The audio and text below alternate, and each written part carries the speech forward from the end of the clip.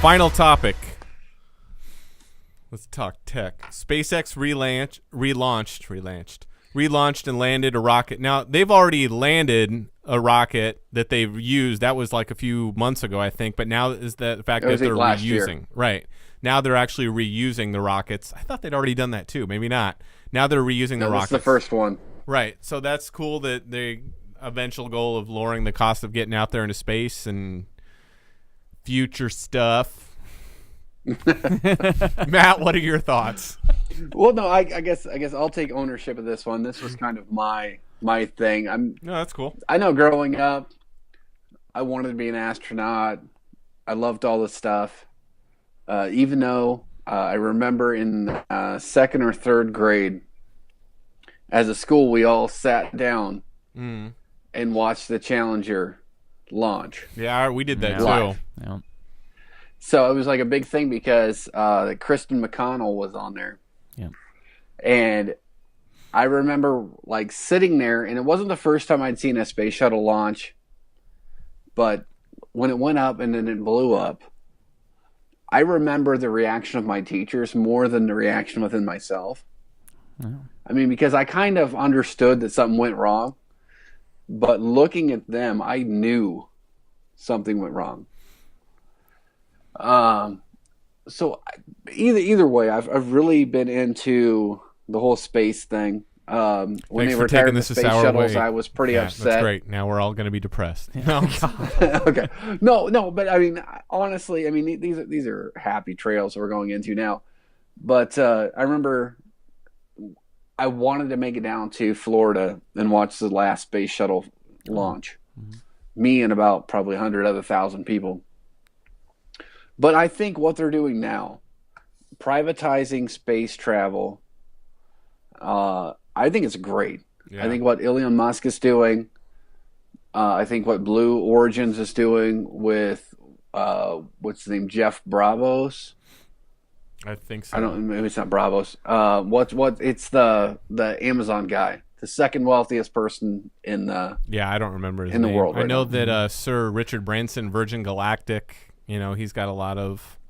I mean, all these people have real strong ideologies for the betterment of mankind, which is what I love when people argue against privatizing it. I'm like, it's not always perfect, but yes. Yes. Yeah. Well, you know what? NASA is all we had for a long time, and NASA drove technology. I mean, the GPS we have on our phones, the technology that we have in our hands, we can thank NASA for that. Right. Because they were the ones that got the budget, and they're the ones that put the satellites into space.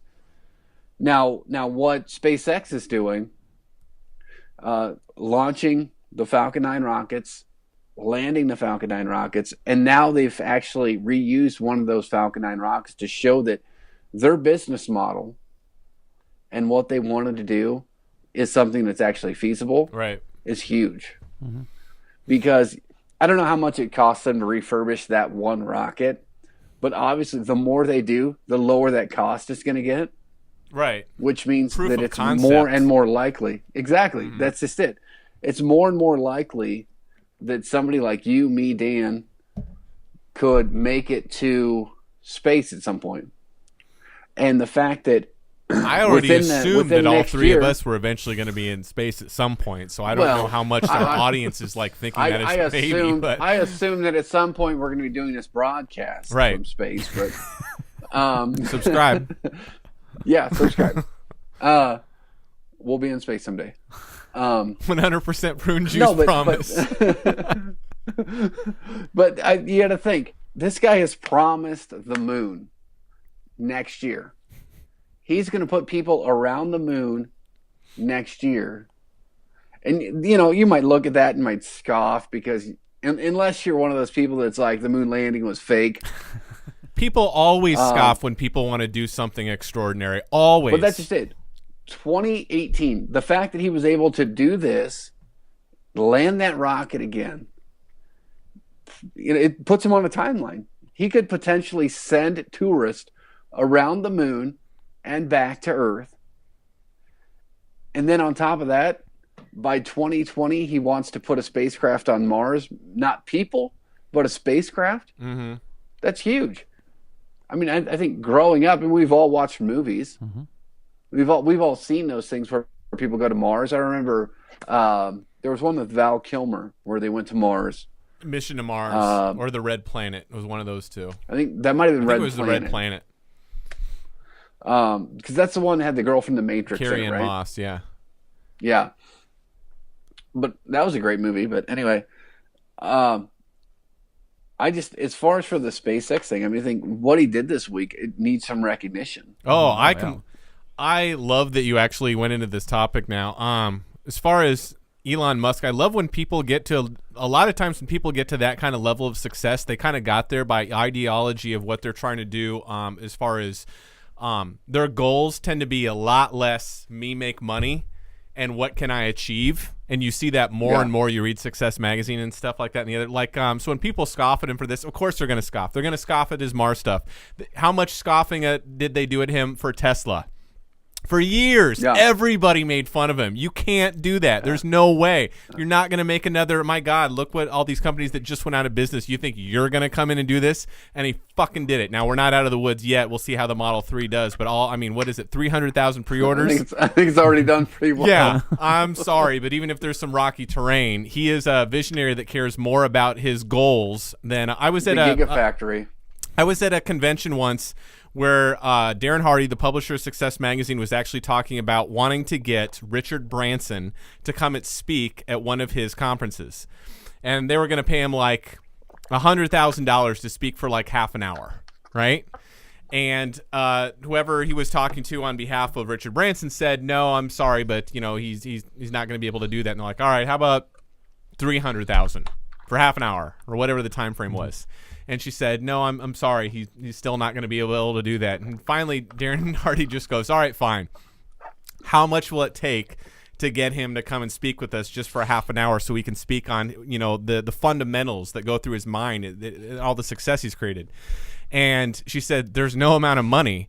Everything that he's doing in his professional world and outside of his, family life is depending on meeting one of three criteria for achieving one of his three goals. If they don't fit into that category, then the answer is just flat out no. It doesn't matter the amount of money. And then he starts thinking, wow, I'm wealthy, but I can't imagine turning down $300,000 for 30 minutes of time. And then I had a revelation. That's why I'm not Richard Branson. Because when people are so focused, on what they want that they just go to, almost nobody, a small percentage of the population ever does that. So when you see someone else that is so focused, with laser focus like Elon Musk, I agree. This is so freaking exciting. Knowing that in our lifetime, we're going to see a person on another planet. Like, we're going to see that. Yeah. That's fucking exciting as hell. So, yeah, I'm super pumped about this. But, Dan, what are your thoughts on... Oh man, doing a show from space. I have troubles enough just getting on a plane. Imagine zero gravity. Yeah. We'll knock you out before you get on the ship. Probably have a migraine when you wake up. Mm-hmm. I like it because it's the way to kind of drag humanity kicking and screaming into something better. I like it. A lot of it is with what he's trying to do. There's a practical element to it, like the reusability. It's of a rocket. That's not sexy, but it shows something. Neither was an electric car until he made it. But sexy. there's also substance to it. Personally, I'm not going to be going up into space. I mean, all jokes aside, there's a lot of other factors associated with that, so it just wouldn't be worth it to me. But we'll tie him up. It's fine. Yeah, I like the. I mean, I like. Give some Demerol or Dramamine. Yeah, that's. You need something a little stronger than that. Yeah, but the advancements that he's able to make are going to be just paying dividends for humanity for long after his projects are done. Yeah. And the fact that he's able to achieve these within the parameters of society as we have it right now. Because so you're right. I mean, a lot of the achievers, like, they do what they do because they're driven. They're still working in a market of limited resources, whether it's time, fuel, metals, money, expertise, something. So to be able to actually pull from that resource pool, which again is actually going to be driven by dollars, and make something of so much use and of so much benefit.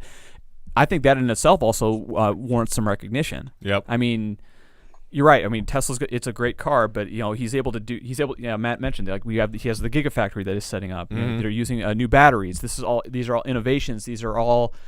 They go beyond the Powerwall. They go beyond just the simple consumerism. That's really what a lot of the stuff is based around. And what resonates most with people. It's like, well, do I get a commercial flight around the moon?